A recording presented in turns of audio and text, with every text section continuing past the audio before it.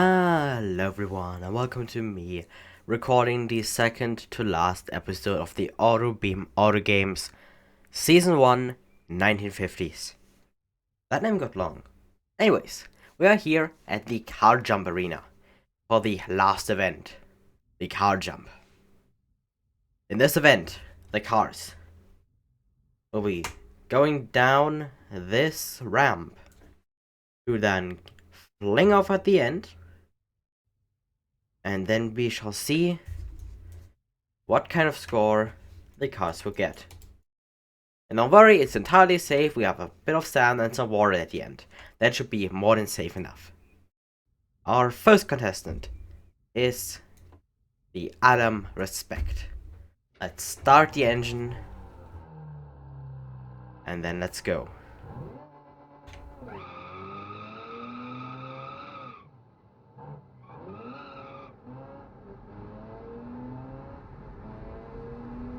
Now, I could have chosen the CarJump arena, but that one has such a steep slope that the actual car acceleration is not that important.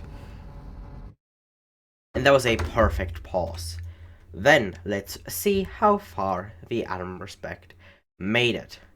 That is 300, 310, 320... Ooh. 328? Yeah, the side of that is 328. There's the Adam. Alright, and then let's see if it survives the rest of the way down. Oh god. Yes, he made it down. The driver was being rescued, everything is fine.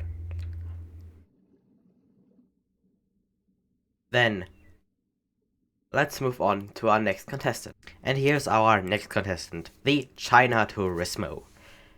I do not have high hopes for this, but we shall see how far they can make it. So, let's start the engine. And let's go. Typical China Tourismo, taking a bit to get started. There we go.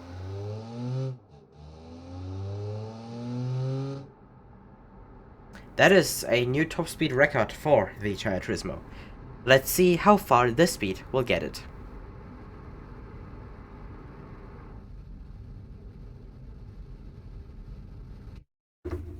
And there we are. That is a distance of 215, I would say. That is not bad. That is not bad.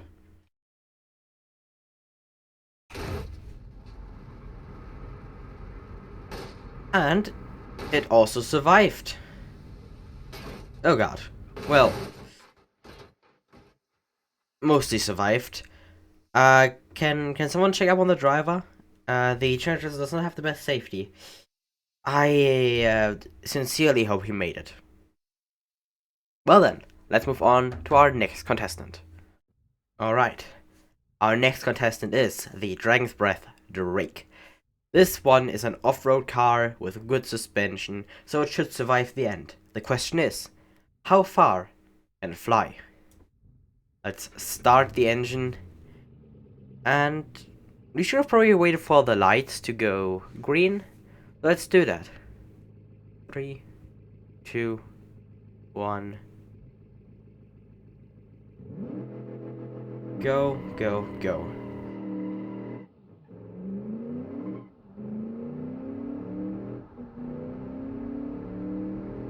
It is certainly already faster than Gran Turismo was, but we have topped out.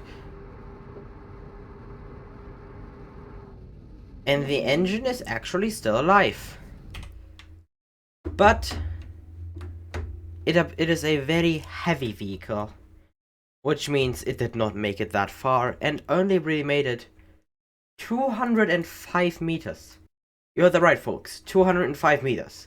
The China Tourismo made it farther than Dragon's Breath Drake. But will the Dragon's Breath Drake survive? That's another question. Will we give extra point for that? Not really, but it is nice to know that you will not die. And you won't. the suspension in front completely broke, well than that, the driver appears to be fine. So, let's move on to our next contestant. Alright, our next contender is the Falcon Fam. It should do pretty well. I don't really know what else to say, so let's just go. And the lights are already green, so let's go. No burnout this time.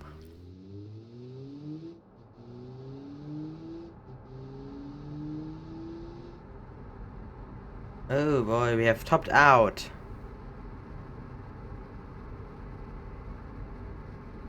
And the engine has also gone and said goodbye. Oh my, that is not a strong showing from the Falcon Fam. Those are actually 190 meters only. That could have been a lot better, but it also could have been worse. So, 190 meters. Let's go. And it's safe to assume that the driver survived. It was actually the first car that actually stopped on the sand. And if we start the engine... Oh, right, the engine is broken. But if it wouldn't have broken from overrev, the engine would probably still work. Anyways, let's move on to our next contender. And our next contestant is the Griffin Hauler. I'm not sure how this one would do, with how low revving it is, and those tiny wheels, and that... Yeah. Well, we'll see. Let's start the engine. And let's go. We have a little burnout. Won't do much, but we have a little burnout. And there it is. That is the engine giving up. And there we go. Oh. I'm gonna give the benefit of the doubt and say we go with the front wheels. Which still isn't a lot, but phew. That is 160.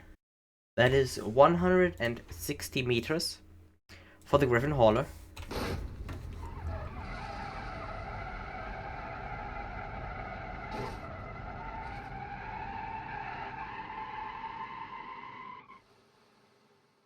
But it also made it clean to the sand trap with everyone still alive. Well then, let's move on to our next contestant. And our next contestant is the Mastiff Able. This is a heavy vehicle, so we might see similar low results. But I am most certainly sure that the driver will survive. So let's start the engine. Rev the engine a bit and go. Snipe burnout again? Alright, and let's go.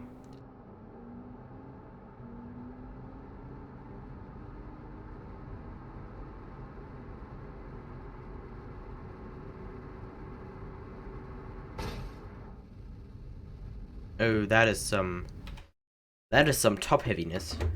Or front heaviness, I guess.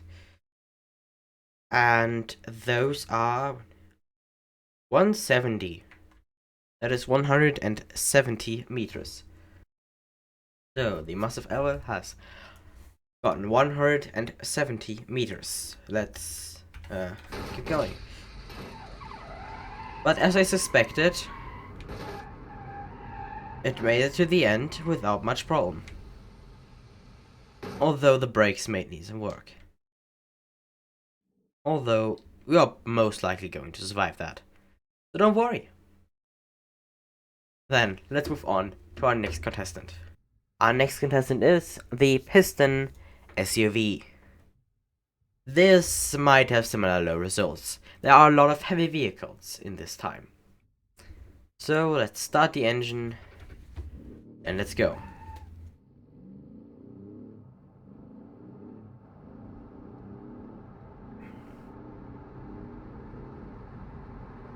Yep, the engine is most likely going to die again.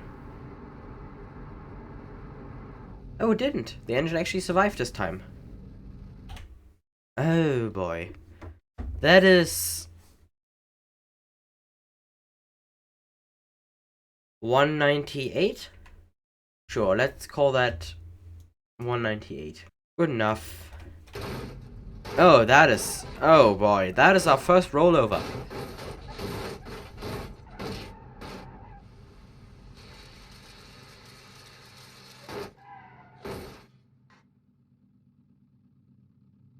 Oh my. The suspension has completely given up. But it seems like the driver is okay. So let's move on to our next contestant. And our next contestant is the Tigrona Kaku. I'm not sure how this one will go. We'll see. Let's start the engine. And then let's go.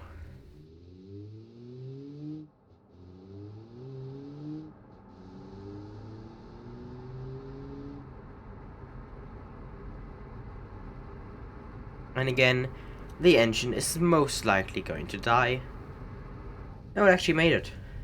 Oh boy. That does not look good. That is 150, 160, 170, 178 for the Tigrona. Then let's continue.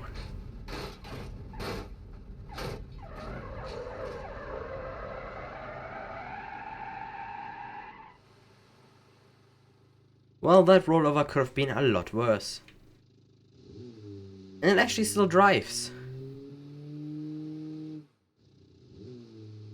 So, yeah. That's pretty good. We shall now move on to our next contestant. Alright, our second to last contestant is the Viper Finite. This one could be either the fastest, or it could just completely lose control and die. Let's see what will happen. Let's start the engine. And let's go.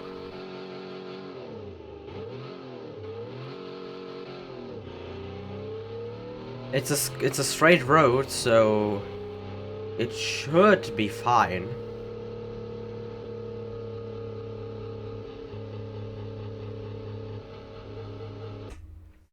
Okay, let's go with that black stripe there. So that is 340 is what that is. Alright, that is 340 for the Viper Finite.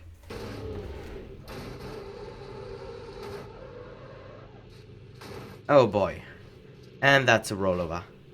Those are multiple rollovers. That was the Viper Finite, which is so far the furthest any car has gone. Then, let's move on to our last contestant. Alright. Oh, sorry, there. Alright, our last contestant is the Widowmaker Original. One of the scariest cars to drive out of all the ones here. Well, next to the Viper Finite. Let's see how far it can go. Let's start the engine. And let's go.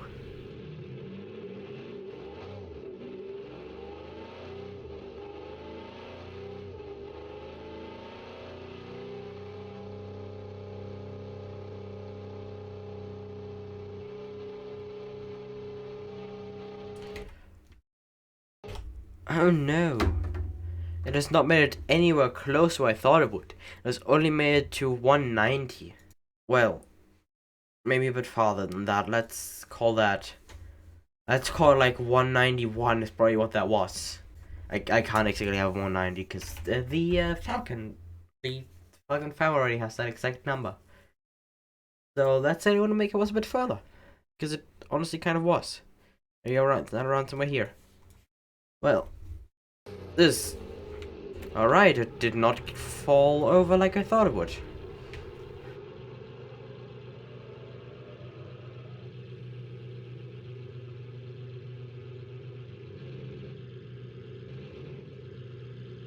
overall, it survived. And although the distance wasn't the furthest, I would say it did pretty well.